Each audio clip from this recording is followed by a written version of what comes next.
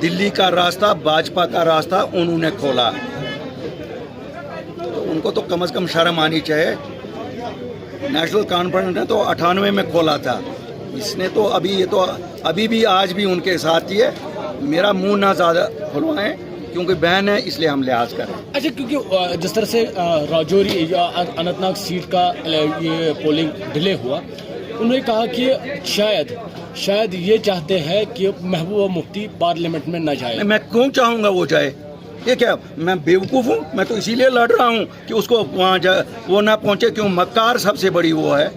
ये दोनों जमातें मक्कारों की जमातें हैं, ये कातिल हैं यहाँ की, इन्होंने बच्चों का कत्ल किया है। तो मैं क्यों चाहूँगा? मेरी तो इसीलिए तो मैं लड़ रहा हूँ उनके खिलाफ। मेरी जमात जो लड़ रही है वो किस लिए लड़ रही है? अच्छा, मुझे बताइए, क्योंकि आप जो बातें कहते आ रहे थे पहले से, जब दफ़ा 370 मनसूख हुआ, उसके बाद अब इस इलेक्शन में देखा जा रहा है कि चाहे एनसी हो, पीडीपी हो, वो कह रहे हैं लोगों के पास जा रहे हैं विकार के लिए लड़ेंगे।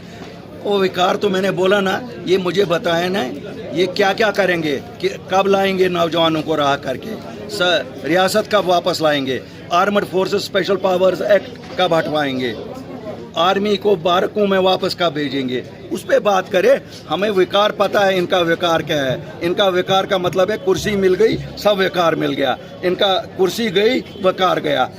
अब कश्मीरी वो कश्मीरी नहीं है, और आज हम कोई खानदानी राज वाले लीडर नहीं हैं, हम टंके की चोट बोलने वाले लीडर हैं।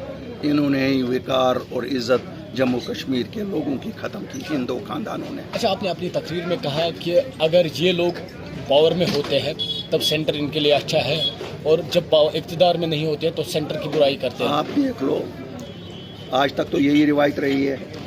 क्यों?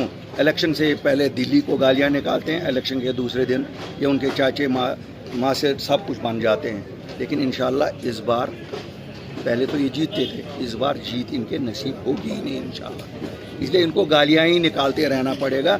ये फिलहाल सीखें और गालियाँ निकालना।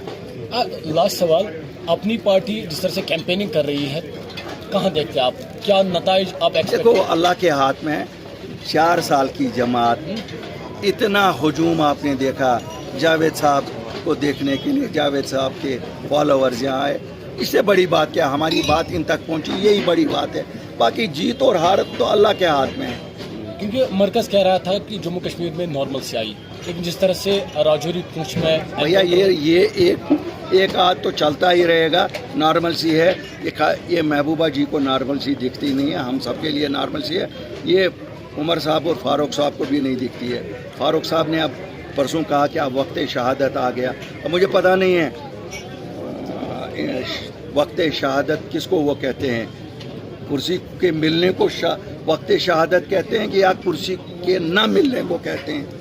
तो अब उनसे ही सवाल करना पड़ेगा, शहादत किसको वो कहते हैं। मेरी नज़र में तो जो ईमान पे, इस्लाम के रास्ते पे